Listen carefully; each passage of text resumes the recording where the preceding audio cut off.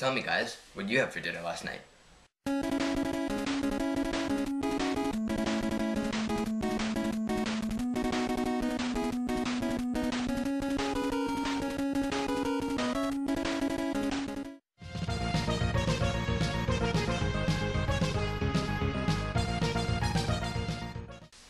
Alright, hey guys. So today's vlog is pretty simple one. It's basically just me talking about Game Boys, the Nintendo Game Boy line. I'm missing one in here, the Game Boy Light. I don't know if you've ever heard of it. It's a Japanese only release. It's basically a Game Boy Pocket with a backlight. It's pretty much what it is. It's really cool. I really want one, but they're really expensive. I'll get one eventually. Don't have one yet. So let's get started. The first thing here I want to start with is not a Game Boy. It's cooler than a Game Boy. I know, like, does it get cooler? No, it doesn't. It's a Game & Watch, sorry. These things are really old. This one was actually made 1983. So these are extremely old. These are really classic. This is Donkey Kong 2. And I'll show you the inside. These are like Nintendo's first things. Extremely fun machine. It's a double screen. Close like that. So yeah, these are really cool. I like these a lot. They're called Game & Watches. So they're not actual Game Boys. I know I'm cheating by putting them in here, but I felt like showing this off to you because it's a pretty cool device. I'm looking for these, so if you have one and you want to trade, let me know. So then let's get into the actual Game Boys. Now I grew up as a portable guy. Everything I played was handheld until the GameCube came out. So you know, my thing was the Game Boy Advance and then the DS once it came out, but we're not going to talk about DS's.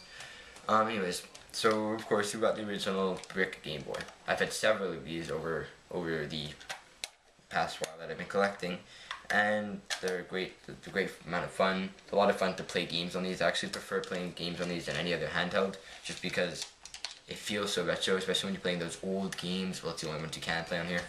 It just gives it a great feel because it has these huge buttons. It's just gigantic. It feels really retro. Really cool to play it on those. After that, Nintendo came out with the beautiful, slim, sleek Game Boy Pocket. Very nice machine. This is my favorite of the line. Check my batteries to make sure there's no they haven't melted. Haven't leaked. Okay, anyways, so this is my favorite of the entire Game Boy line, other than I think the extreme green color. I really like that one, or like the blue. Any of the clear Game Boy Pockets I find really nice, because their build is beautiful. I don't know if you can, I'm sure you can. The way it's like has like a matte feel, and it feels great. Does not scratch. I go like this. Nothing with a nail. Actually, maybe not. I don't want to do that. But anyways, doesn't scratch very easily. So much fun to play on. You can see a game through there. This is just one version of the Game Boy Pocket. I have a ton of them. They come in all different colors. It's like a Game Boy, an original Game Boy that's actually truly portable. This you can actually put in your pocket. This, on the other hand, is, you know, it's quite a big difference. I don't know. It might not seem that big on camera, just because they're only like a few centimeters difference in area. But really, when you put them in your pocket, big difference. So after that, they came out with the second generation of Game Boys, and that is they came out with Game Boy Color games. Now these, of course, had color.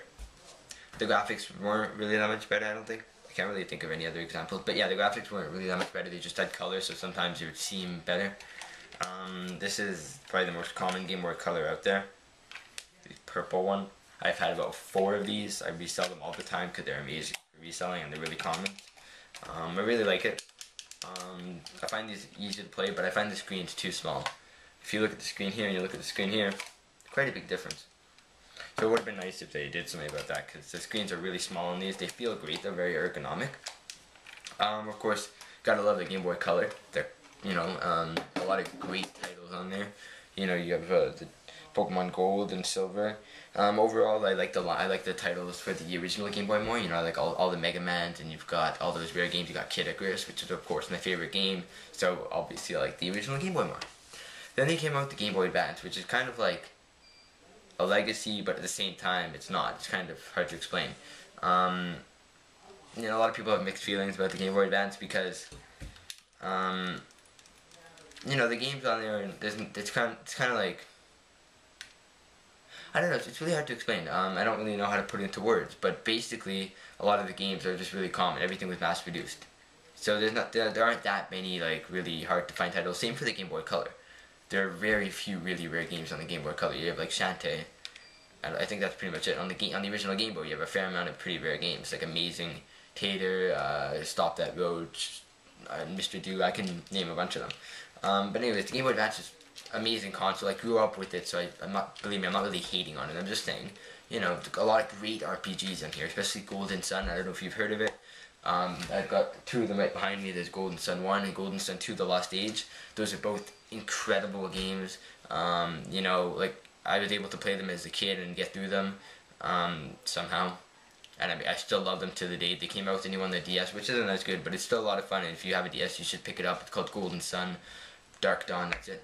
They're just incredible games. A lot of the stuff in them is pretty typical RPG, Japanese RPG style, but there are a lot of things that make them incredible. You know, like they have the whole genie thing. I don't know, it's hard to explain. You really have to play them. Once you get into them, once you've played it for 2 hours, you'll fall in love with it. There's no doubt. It's just getting through that beginning. Anyway, this is the original Game Boy Advance. They came in a bunch of different colors. You have this kind of clear purple one. I don't have a back cover. Actually, I do have a back cover for it. I don't know why it's not on. I'll have to look into that. Anyways, yeah, no back cover on this right now. And I've got a plain purple one. Yeah, then they came out with the SP. I've only got one type of SP. It's a special edition NES version, which I absolutely love, in great shape. Really cool. Special edition, you know, looks like an NES controller. Has the lines from the NES on the front. I love the console. My girlfriend had one of these that she plays the Game Boy Advance games on. It's a lot of cool fun. You know, they have a backlight, which is beautiful. It's really nice, crisp sound. I never had one of these as a kid, and I still only have one. I find them too expensive. You know, they're always like 30 or 40 bucks, and no. But yeah, that cost me 20 bucks. Or 15? I don't know, I'm bad at remembering prices. Anyways, I never had one of these as a kid because I just kind of stuck with my Game Boy Advance. I didn't see any need to replace it because I actually prefer, for long times, playing on this just because it feels like a controller with the screen in the middle, you know what I mean? Whereas this, it kind of cramped, really cramped. You know, you have to stick your fingers together, so it's not comfortable after a while. Then they came out with one of my favorite handhelds. I absolutely love it. Game Boy Micro. My one complaint is that it does not play old games. It really disappointed me because I love this thing. Really, like, I love the idea of just being able to go anywhere and just play, you know, your favorite Game Boy Advance games, because I have tons of Game Boy Advance games that I like. Obviously, all Pokemon Golden Sun, Fire Emblem, it's endless. So many great Game Boy Advance games. And so I love this. And it's so small, you can literally bring it anywhere. Like, I mean, seriously, this is tiny. And, I mean, yeah, you know, the screen is small, but if you actually compare it to a Game Boy Color, it's like not, you know, it's the same width. It's just about 2/3 of the height. So it really isn't that big of a difference from the Game Boy Color. If you actually look at the screens side by side. It's the same width, just about 2/3 of the height. So, you know, it's really small. But, I mean, once you're playing it, the colors are so bright. See, it's so bright. It's such a beautiful system. You have the LEDs on the bottom. I really like the Game Boy Micro. I have an unopened copy of the 20th Nintendo Edition Super Famicom. Really cool. Got that. Cost me like 70 or 80 bucks. I'm happy to have that.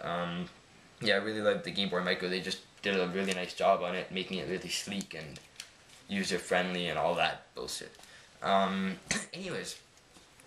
I don't know if you can tell, but I absolutely love Nintendo handhelds. I'm trying to get into Sega Game Gear now. I have two Game Gear games, one of them sealed, so I don't really consider a game I have. The other one is Tails Adventure, which is pretty rare. Got it at Value Village. I want to get the Mega Man for Game Gear. It's really rare. I don't know if there's anything special about it, but it's one of those rare games that kind of gets me.